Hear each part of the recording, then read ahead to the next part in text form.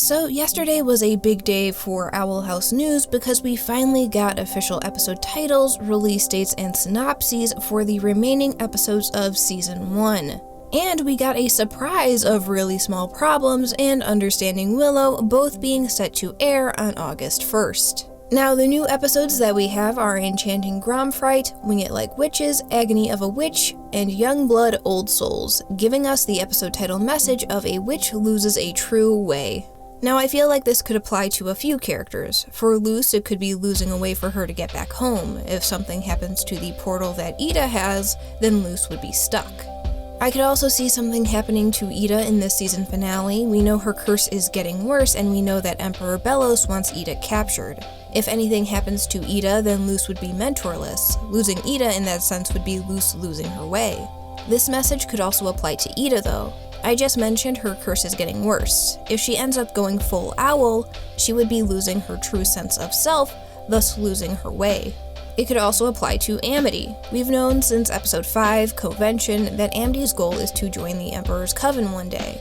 It hasn't really been mentioned since then, but I think we all know in the back of our minds, Amity wanting to join the Emperor's Coven would come back and cause some conflict. Considering that Amity seems to be much happier and friendlier since spending time with Luce, this message could mean Amity chooses to follow her goal of joining the Emperor's Coven at the cost of her friendship with Luce. The last character I want to bring up is Lilith. We saw in Sense and Insensitivity that Lilith is conflicted in fulfilling her role as the head of the Emperor's Coven while still trying to be supportive as Ida's sister. And for the first time in the series, we really saw these two getting along and bonding. Similar to Amity's potential situation, Lilith may end up staying loyal to Emperor Belos at the cost of her relationship with Ida. So just some really uplifting potential outcomes for the season finale, guys. But now let's get into the synopses for each episode.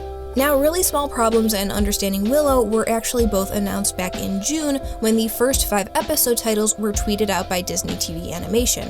However, since they were set to air in August, we had yet to get official synopses for either.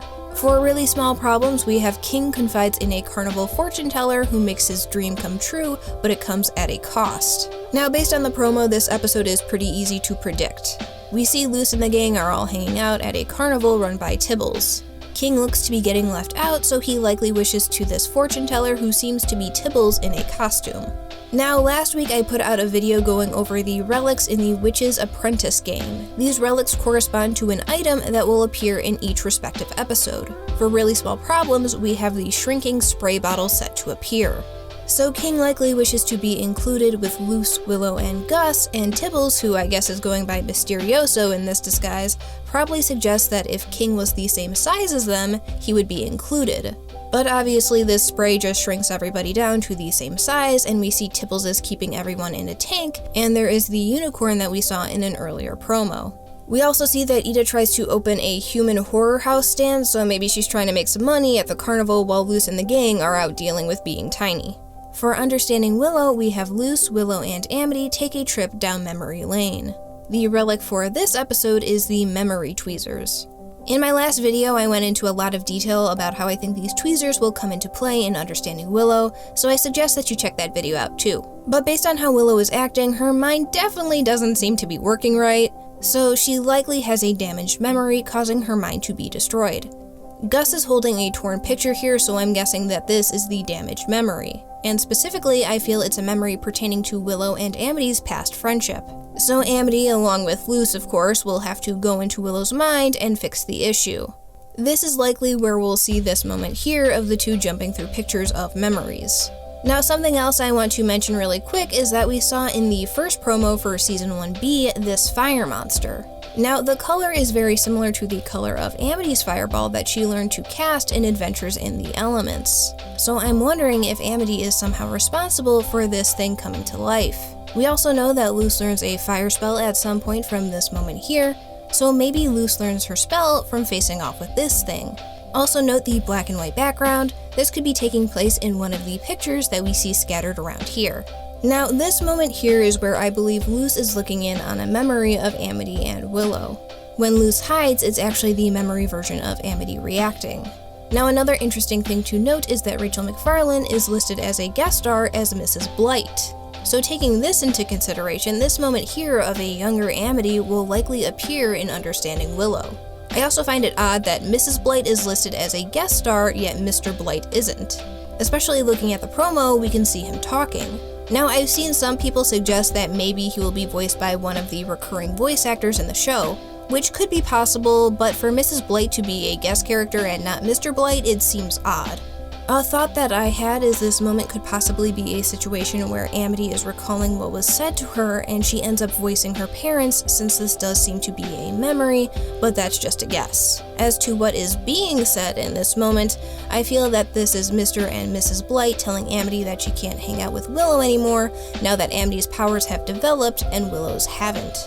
Now, while all these things are going on in Willow's mind, we have Gus, Ida, and King looking after Willow's body in the real world. We even see a flash of light from behind Gus that looks to be coming from Willow, likely Luce and Amity returning back.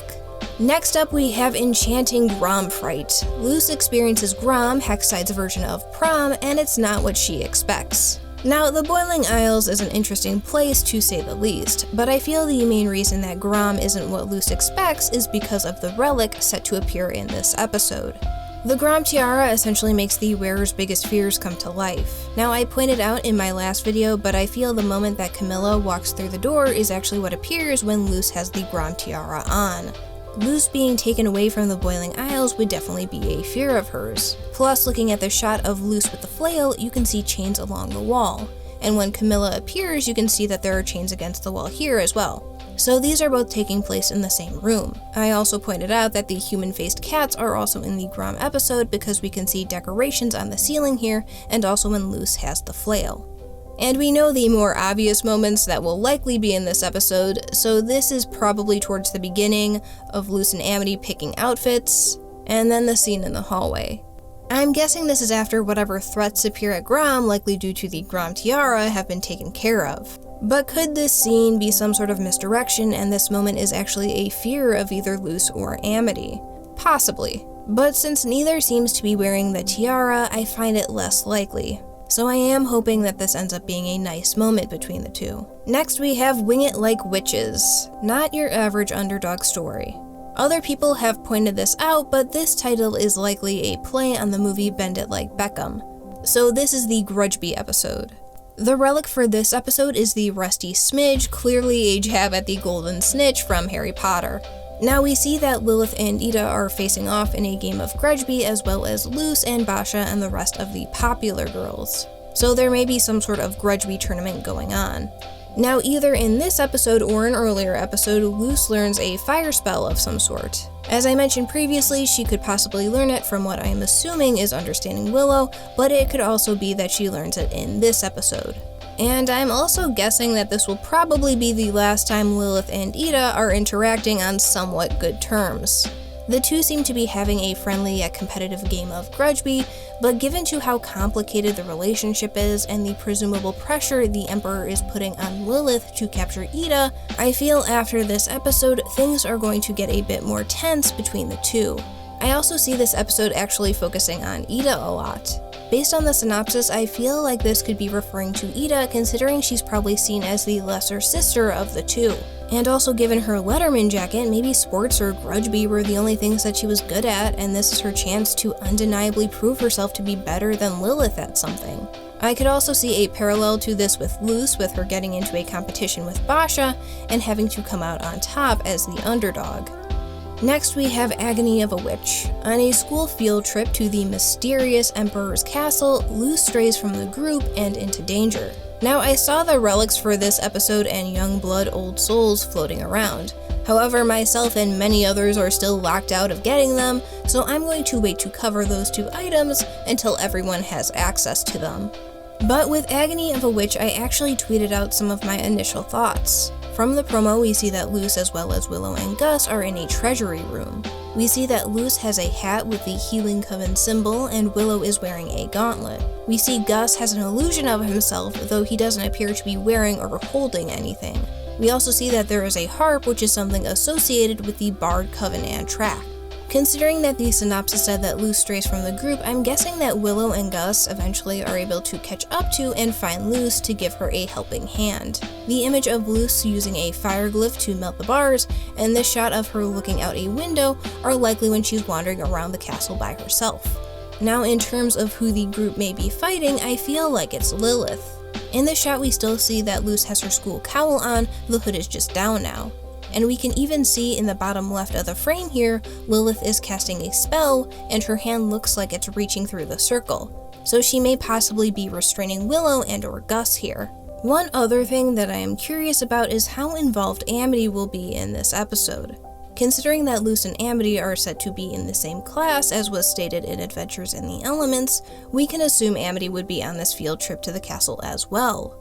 Going back to how the episode title of A Witch Loses a True Way could relate to her, I'm wondering if this episode and the next will be vital in her character development. Speaking of the next episode though, lastly we have Young Blood, Old Souls. Luce's skills as a witch are put to the test when she attempts the impossible.